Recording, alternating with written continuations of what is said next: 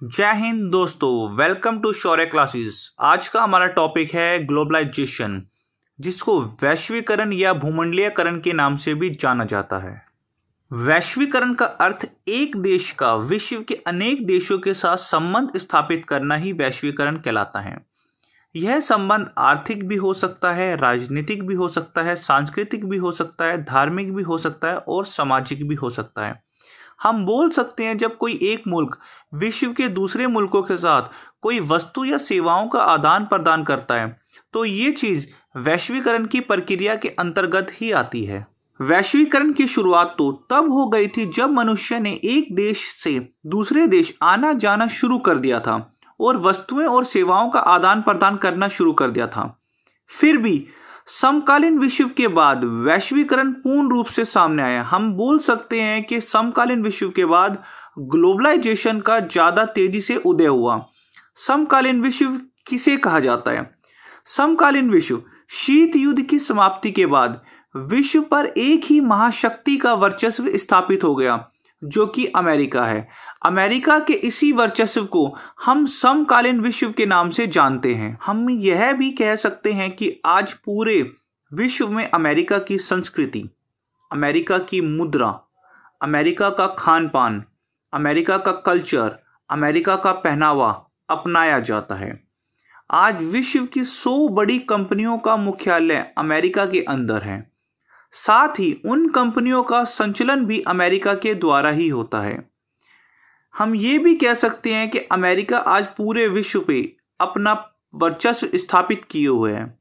उदाहरण के लिए आज जिस इंटरनेट का उपयोग पूरी दुनिया कर रही है, इसी इंटरनेट का आरंभ अमेरिका से हुआ, जिसमें www का उपयोग किया जाता है। अब हम बात करते हैं कि वैश्वीकरण ने किस प्रकार से आर्थिक, राजनीतिक, सांस्कृतिक, सामाजिक, धार्मिक विषयों पर अपना प्रभाव छोड़ा है। आर्थिक वैश्वीकरण, जब एक देश की मुद्रा का विश्व के अनेक देशों की मुद्रा के साथ आदान प्रदान हो तो उसे वैश्विक आर्थिक वैश्वीकरण कहा जाता है। उदाहरण के लिए अमेरिका की मुद्रा, जो कि डॉलर के नाम से जानी जाती है, आज के समय में विश्व के ज्यादातर देश अपना आयात, जो विश्व के दूसरे देशों के साथ वस्तुएं और सेवाएं मंगवाते हैं, का भुगतान चुकाने के लिए अमेरिका की मुद्रा डॉलर में ही करते हैं। आज डॉलर की मांग ही अमेरिका के वर्चस्व को दर्शाती है।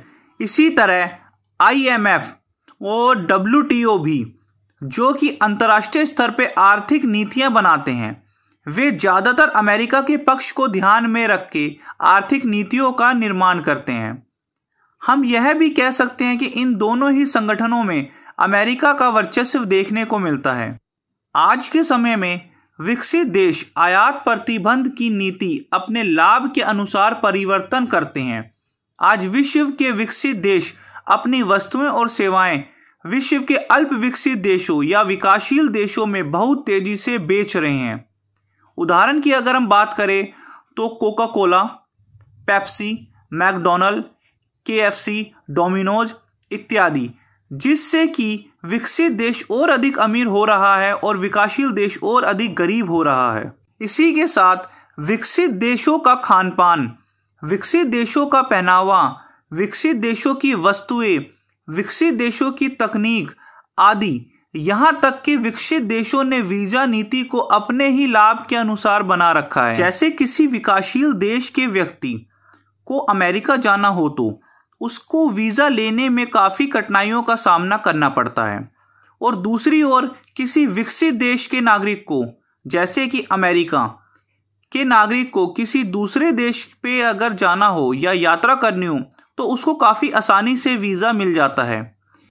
आर्थिक वैश्वीकरण के कुछ लाभ हैं, जैसे आज विश्व के एक देश विश्व की दूसरे देशों की मुद्राओं में आदान प्रदान कर रहा है, वस्तुओं का आदान प्रदान कर रहा है, सेवाओं का आदान प्रदान कर रहा है, तकनीक का भी आदान प्रदान कर रहा है।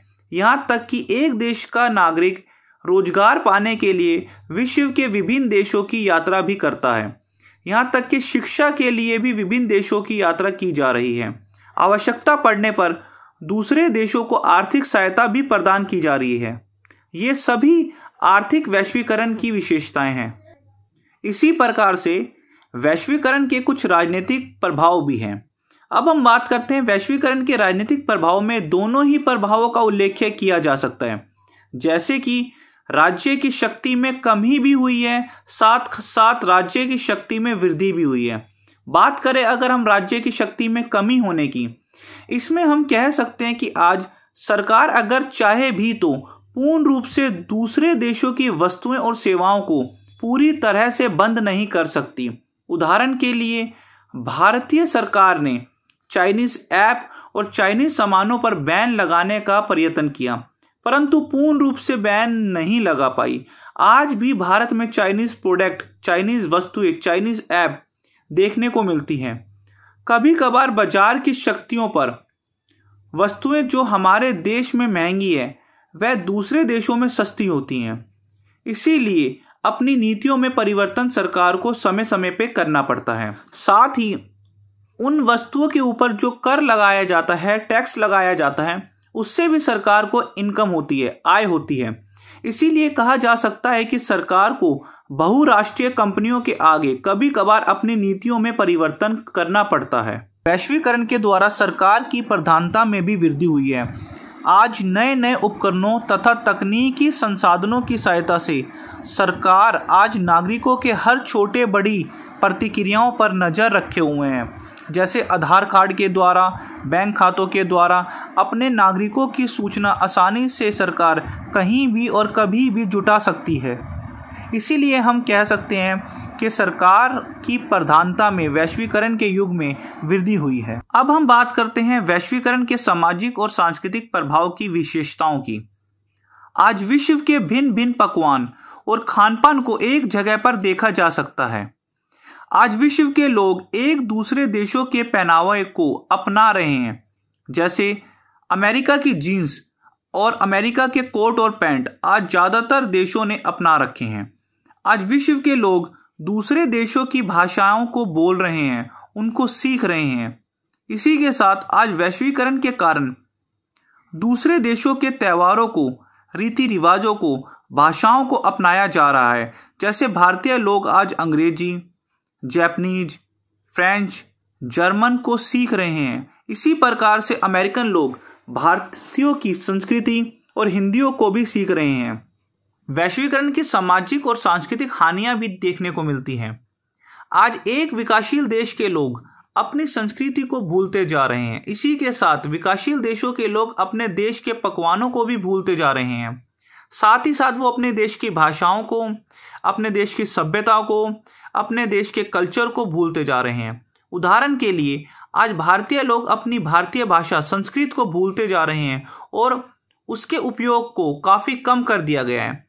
स्कूल, कॉलेज, विद्यालयों में भी विकसित देशों की भाषा पर जोर दिया जाता है, जैसे कि इंग्लिश पर। भारतीय भाषा हिंदी और संस्कृत पर कम ध्यान दिया जाता है। आमतौर पर देखा जाता है कि जो व्यक्ति इंग्लिश अच्छी बोलता है उसके साथ समाज अच्छा व्यवहार करता है और समाज उसे एक पढ़ा लिखा और एक सभ्य व्यक्ति समझता है। आज भारत के देश की युवा पीढ़ी अपने देश के रीति रिवाजों, अपने देश के त्योहारों में इतनी दिलचस्पी ना लेके विदेशी देशों के त्यौहार, उनके रीति रिवाजों में ज़्यादा दिलचस्पी लेती है।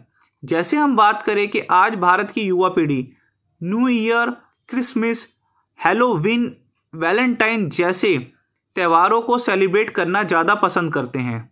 अब हम बात करते हैं भारत और वैश्वीकरण की। हम ये भी कह सकते हैं कि वैश्वीकरण आने के बाद भारत में क्या मुख्य परिवर्तन देखने को मिलता है। भारत ने वैश्वीकरण समकालीन विश्व 1991 के बाद अपनाया। भारत ने 1991 में एलपीजी की नीति को अपनाया। इस नीति के अंतर्गत उदारीकरण, वैश्वीकरण तथा निजीकरण को शामिल किया गया। इससे यह हुआ कि भारत की जो जीडीपी की जो आर्थिक वृद्धि की दर थी वो पहले 5.5 थी, जो 1990 के बाद 7.5 हो गई। इसी के साथ साथ भारत में वैश्वीकरण आने के बाद भारत की आर्थिक वृद्धि की दर में भी वृद्धि हुई है। भारत अब आईटी के क्षेत्र में विश्व में अपनी अहम भूमिका निभा रहा है। आज भारत के सॉफ्टवेयर इंजीनियर विश्व में एक अपनी अलग पहचान बनाए हुए हैं। आज बड़ी बड़ी कंपनियों के सीईओ और उनमें ऊंचे ऊंचे पदों पर भारतीयों को देखा जा सकता है। आज भारतीय अपनी काबिलियत और अपनी लगन से साइंस के क्षेत्र में, तकनीक के क्षेत्र में, विज्ञान के क्षेत्र में, शिक्षा के क्षेत्र में, अंतरिक्ष के क्षेत्र में, उत्पादन के क्षेत्र में, दवाइयों के क्षेत्र में आज भारत विश्व में अपना एक वर्ल्ड लीडर की भूमिका निभा रहा है। जैसे एक सिक्के के दो पहलू होते हैं, उसी प्रकार से हम कह सकते हैं कि वैश्वीकरण के गुणों के साथ कुछ अवगुण भी हैं। जैसे वामपंथी विचारधारा वालों के अनुसार वैश्वीकरण केवल विकसित देशों के वर्चस्व को ही दर्शाता है। उनका मानना है कि इससे देश की संस्कृति और भाषा का अंत हो रहा है। इसी के साथ साथ वैश्वीकरण के द्वारा पर्यावरण को भी काफ़ी नुकसान पहुंच रहा है। इसी के साथ वैश्वीकरण में मजदूरों और महिलाओं के अधिकारों की अनदेखी भी की जा रही है। एक विकसित मुल्क अपने फायदे के लिए गरीब मुल्कों के संसाधनों का शोषण कर रहा है। आज अंतर्राष्ट्रीय स्तर पे वर्ल्ड सोशल फॉरम WSF एक प्रकार की अंतर्राष्ट्रीय मंच है, जिसके अंतर्गत मानव अधिकार, महिला अधिकार, मजदूरों के अधिकारों को सुरक्षित रखने के लिए समय समय पर मांग उठाई जाती है।